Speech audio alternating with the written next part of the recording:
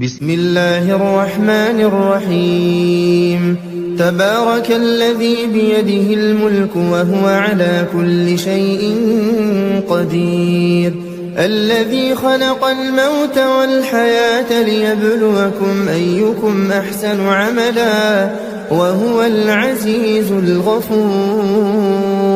الذي خلق 7 سماوات طباقا ما ترى في خلق الرحمن من تفاوت فارجع البصر هل ترى من فطور ثم ارجع البصر كرتين ينقلب إليك البصر خاسئا وهو حسير ولقد زينا السماء الدنيا بمصابيح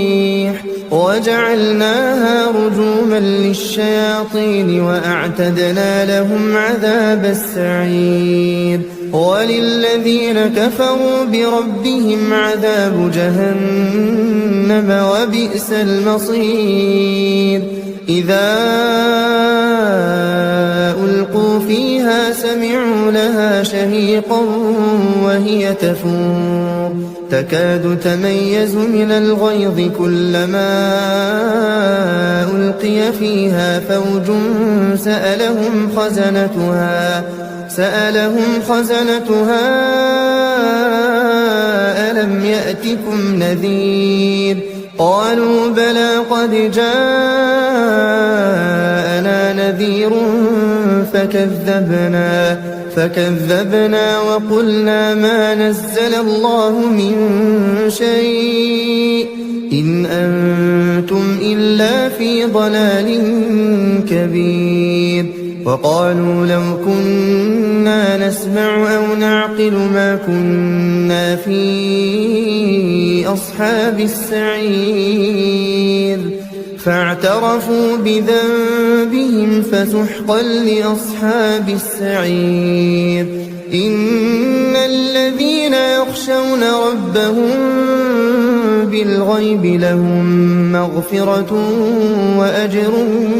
كبير وأسروا قولكم أو اجهروا به إنه عليم بذات الصدور ألا يعلم من خلق وهو اللطيف الخبير هو الذي جعل لكم الأرض ذلولا فامشوا في مناكبها وكلوا من رزقه وإليه النشور أأمنتم من في السماء أن يخسف بكم الأرض فإذا هي تمور أم أمنتم من في السماء أن يرسل عليكم حاصبا فستعلمون كيف نذير ولقد كذب الذين من قبلهم فكيف كان نكير أولم يروا إلى الطير فوقهم صافات ويقبضن ما يمسكهن إلا الرحمن إنه بكل شيء بصير أمن هذا الذي هو جند لكم ينصركم من دون الرحمن إن الكافرون إلا في غرور أمن هذا الذي يرزقكم إن أمسك رزقه بل لجوا في عتو ونفور أفمن يمشي مكبا على وجهه أهدى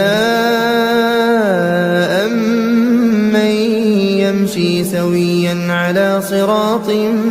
مستقيم قل هو الذي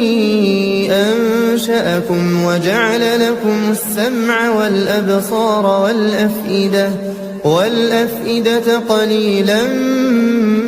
ما تشكرون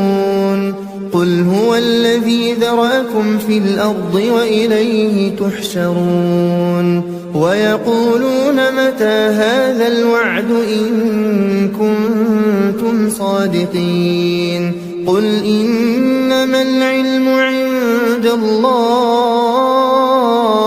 وإنما أنا نذير مبين فلما رأوه زلفة سيئت وجوه الذين كفروا وقيل هذا الذي كنتم